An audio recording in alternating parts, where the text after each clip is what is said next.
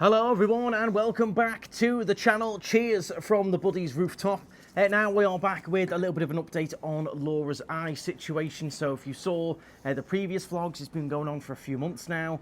We've been going through a little bit of issues with Laura's eye. If you haven't seen those vlogs, Laura will give you the brief breakdown of what that was. But I want to give you a little bit of an update on what's gone on recently and what's coming up this month as well. Loads of you are asking me about it. So that's the reason we're doing the video, is that so many people are asking, and explaining it every single time is going to be nice and easy just to do it in one video and keep you all up to date, because a lot of you are concerned about Laura and stuff. So we thought we'd jump on and do a video. It's mostly going to be Laura doing the talking, because it's much easier for Laura to explain it than for me, because you've been through it and done it. So okay, so we left off. I'd been in a hospital for 2 weeks. They couldn't find anything, no strokes, no lesions, no nothing, no tumours, nothing like that. So then I come home and he said, we're going to give you all these appointments. So I had another appointment with the neurologist. I had more appointments with the ophthalmologist. And then I had other multiple appointments.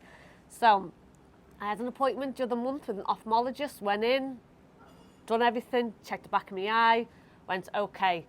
Then my translator called the hospital, said, what appointment has she got next? They gave me an A4 piece of paper of appointments. I was like, oh my God. And they're all mostly in Jan, aren't they? Yes, I've got loads in Jan. So then they give me an appointment on the beginning of December for a massive blood work, even more blood work. So that was to test for even more obscure diseases, autoimmune diseases, genetic diseases, anything like that could show up. So we've done that, and he pushed an appointment forwards, brought it forwards for an MS specialist. So obviously, I was researching MS. People in my age group, my gender, my nationality are likely to be diagnosed with it the most. So I'm worried here, so I'm getting stressed out. So I went to my MS specialist up north. Everything's been up north. So it's been a pain. So yeah, when Laura goes, it's like 3 or 4 hours up there. It's an hour's drive. You know, your appointment is at a certain time, but that's a Tenerife time, so you can disregard that. That's usually half an hour late. Yeah. Then you get seen, an hour drive back. So it's been planning with staff for Laura to not be here. I don't know when she's getting back. It's all been, when you go to these appointments, they sound dead easy. Oh, 23rd, 3 o'clock. But it's like 4 hours each time, really. Yeah. So then I went to the MS appointment. She was doing this, got all my blood work up. She went, now we brought this appointment forwards because the ophthalmologist found inflammation in your other eye. So I'm then hysterical, thinking I'm going blind. I'm like, I can't go blind, like hysterical. And they're like, no, it's fine. You haven't got MS. And she also said, she went, I can tell you what you haven't got. She said, brought all the results up. Everything's fine. They did say me cells for allergies were up, so I've got to go through another batch of blood tests. I can do that in my local doctors though. I'm just waiting for the Christmas period to be over to book that in. Do that in my local doctors to see if anything more comes up with me inflammation cells to do with allergies. She then did explain to me I've got a rheumatologist appointment in April. She said now the rheumatologist may want to put me on medication, but it's anti-immunosuppressant. He said it's quite dangerous. Everyone who knows immunosuppressant medications suppress your immune system, so anything else could come out. I could get really sick in other ways. So the rheumatologist wants to see me, see what they want to do with that. But whilst we were having a conversation with the MS doctor, she was just chit-chatting, and she said, what about your sleeping? Anything goes on with your sleep? And I went, yes, sometimes I wake up choking. And she looked at me, raised her eyebrows. She went, choking? I went, yes, sometimes I wake up like choking. She said, oh, okay. And she said, what about your breathing? I went, well, I've been congested for years. You can all hear I'm congested. And she looked at me and was like, well, I'm not going to go to the doctors and say, oh, I've got a stuffy nose. They're going to be like, oh, go away. So I never went to doctors for it. So she said, okay, so my eye thing isn't inflammatory, it's vascular. So to do with my blood, my breathing, my blood flow, oxygen levels. So now they think it could be to do with me breathing, my oxygen flow. So and sleep apnea. Yes. So they think I may have sleep apnea, and they also want to send me to a sleep specialist and also an ear, nose and throat specialist to rule that out or prove that that's what it is. So that day I came home to Andrew and he explained the situation. And what did you say to me about the sleep apnea? No, I'd already mentioned it. People will jump on me for this, so we don't even know if it is that. But I have always said it. Sometimes you won't breathe for like 30 seconds. But sometimes that's quite That's normal. normal. My dad does it loads. My mum's always going, "Oh, you didn't. I was waiting for you to breathe." A lot of people will probably back me up. If you listen to your partners breathe or snore, sometimes Yeah. they'll be like, "Oh, he stopped snoring," and all of a sudden you'll do a big snore. Ooh, yeah. So you just sort of pass it off as normal. You don't think, "Oh my word, she's not breathed not for 30 breathing. seconds." That means now she's not going to be able to see out of her eye. It's not. You don't think that way, do you? You don't go, Yeah. "You need to go to the doctor now because you didn't breathe for 30 seconds." Yeah. But yeah, when you start thinking about it, you're like, actually, Yeah. there's a few nights yeah. where your breathing's a bit different. If I wake up and I listen to your breathing, sometimes you're breathing a bit more shallow in your sleep. Sometimes you're a bit deeper. Once you really start thinking about it, but it could not even be that. It might be something totally different. They might go, "Oh, no, you're fine. The way you're breathing's fine." Yeah, so they said there was snore. I went, yeah. They went, raise her eyebrow again. She went, yes. She went, Only bits on certain nights, though. yeah, when I'm You really mostly congested. mouth breathe. Yeah, You snore occasionally, but you mostly do mouth Yeah. breathe. But who analyses their partner's know, breathing yeah. in that much depth? That maybe it is something that you should monitor. We'll obviously keep you up to date if it is. what are you going to do? Go to the doctor and go, doctor, every now and again I snore. And every now and again my breathing goes shallow. They're going to be like, Yeah, you've had a busy day in work. You're going to sleep a bit deeper. yeah. These are little things like you wouldn't even think of. So, yes, she said it's a very interesting case because it's not inflammatory, it's vascular. She said all my symptoms are that with an overweight, older person who drinks heavily, smokes heavily, doesn't look after themselves, doesn't exercise, which I'm none of those. I look after myself, I exercise. Eats fruit, veg, runs around the bar all day. Yeah.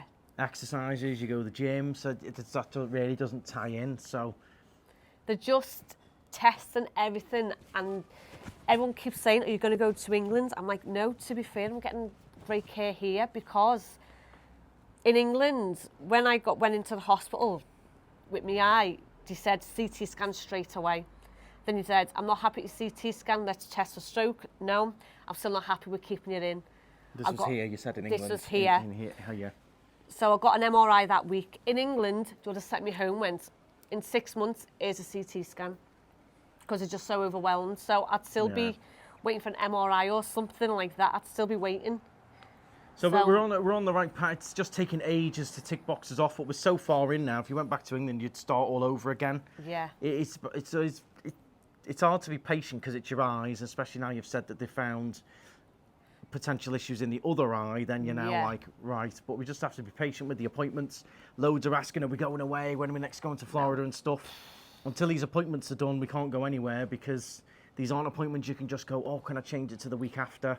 Yeah. And obviously we want to get to the bottom cause of the eye. So fingers crossed, we're hoping that it is the sleep apnea, it is the allergies. We find a solution for the breathing a bit better and it improves and goes from there. The other potential is things like TB. TB, they raised that conversation about TB. Yes. Again, doctors' words, not mine. They did say that migrants and immigrants, not just in this country, because Laura could have picked it up anywhere, USA, England. But what she said is, because Laura said, well, I'm vaccinated against TB, I've got the vaccine. And they said, well, migrants are coming in with all kinds of different strains, variants, they're not vaccinated. And it is now, she says, this is the doctor's words in Candaleria, not mine. It is now more on the, TB is more now on the rise. Yes, it is more on the rise, because that's what I said to her. I was like, well, I've been vaccinated. And she's like, looking at me like, I've had my vaccine. Because he asked me that in the hospital as well. He went, have you had your TB? Because TB can cause eye problems. I went, I've been vaccinated. They went, okay, that's fine. She said, you still can catch it or have it in your body, so they need to test for that. But I said, well, how have I got that? I went, I've been vaccinated. She went, unfortunately, due to immigration, it's on the rise. And we all know in England, when I was a child, it was routine to get jabbed against it. Now it's not. So sorry about that, everyone. We just had a delivery downstairs. So in terms of the MS thing, obviously we really hope, not the MS, the TB thing. Yeah. We really obviously hope it's not anything to do with that. If it is something to do with that, that's where those immunosuppressants could be an issue. Yeah. But I'm swaying more towards the whole breathing, being bunged up a lot and stuff, the allergies as well. That's what we're hoping anyway. Yeah, because my allergies, I'm like allergic to dust, and when the Kalima goes out, she explained to me as well, I don't get allergies when the Kalima's in, I get it when it's on its way out. And she said, on its way out, it rains up in the mountains and the wind brings all the pollen down. Right. So I found out why I only get allergies when the Kalima's on its way out. Not on its way in while it's here on the way out. Yeah. So it's all still very interesting. We've got loads of appointments coming up. Obviously, we'll keep you up to date on it. But so many ask about it and obviously worry about law and everything. But they're the two routes that we're at now. We know it's not anything inflammatory. We know it's not inflammatory, it's vascular. So we need to find out why it's vascular and what we can do to help. Yeah, because especially if it's now going to go into the other eye. Just your eyes are still exactly the same as they were. Yes. The other eye hasn't got any worse, no better. Deterioration, nothing like that. That doctor did give me a number that goes straight through to here.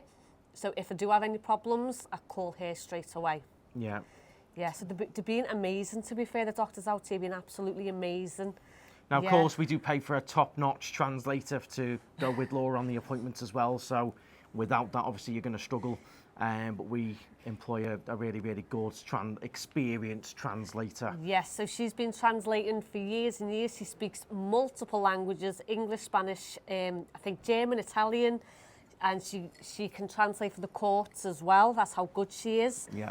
So she doesn't come cheap. We had a joke. I said she could just get rid of all her other clients. I'll just pay her bills because I pay that much for her.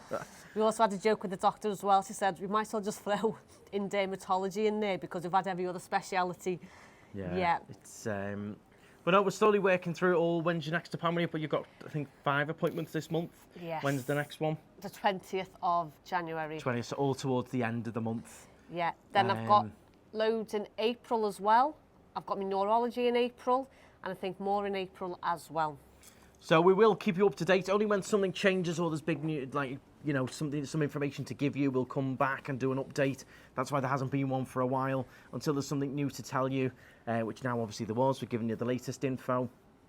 But we'll keep you up to date on it. A lot of you've emailed me, messaged me, and we really do appreciate it, all different tips and advice and things. But at the moment, all we can really do is follow the schedule they're on, follow the process they're on, and go with it. And hopefully at the end, we get some form of solution for the breathing or the allergies or something like that, and hopefully nothing else. You never know, this time next year I might be back to my normal self. Well, that's what we can hope for, that's what we're hoping. But yeah, that is the update. Thank you, of course, very much for watching, all the well wishes as well. And if you do want to stay in touch, just make sure you obviously stay tuned with the channel. We'll give you an update when there is one, won't we? Yes, once my next round of appointments are done, and I get news whether it's a yay, nay, this or that. Because we've had a few appointments and nothing really happens, so there's no point doing a video because there's nothing really to Oh my God, I had an appointment the other month with neurology. They called me up and said, you've got an appointment next month or whatever. I was like, oh my God, something's wrong. Oh my God. They're dragging me in early. They found something. So I went in, waited an hour to be seen, drove all the way up there, parked, waited an hour to be seen. We get in the room. Translator as well. Yeah, translator as well. Gets in the room. Okay, so everything's the same. I'm like, yeah, okay. I'm like, what's this for? She went, oh, this appointment's just to tell you that your blood tests all came back negative. I was like... all that way just to say that? Could have said it on a phone call. I went, really? I mean, you couldn't have just called me up to tell me? And she went, yeah, everything's normal. I was like, oh my God. So that's when they asked her, can you like drain the fluid or whatever out there? She went, no. I was like, God's sakes. So all the way up there, all that time, effort, money and everything, just for her to say, you're still the same. I was actually quite angry because I got lost on the way down there. So I was stressing up north on my own, stressing, couldn't get maps on my phone for some reason. And I was in there for 5 minutes. Just to say that.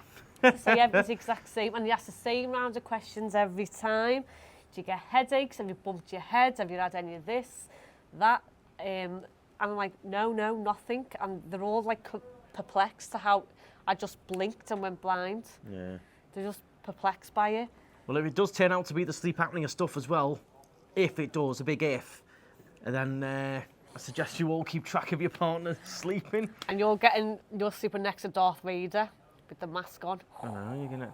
So, when they do that sleep specialist, I presume you're going to spend the night in that specialist place. I spend the night, they put probes all over me. Yeah, and see, I don't think that's an accurate test though, because you've not done the day you normally would rushing around the bar, and you're not gonna sleep the same. If I was hooked up on all that, I'd be like that, like wide awake. Like I wouldn't sleep the same. No, well, when I was in the hospital and you hooked me up overnight, you tested my heart rate, passed out, slept fine.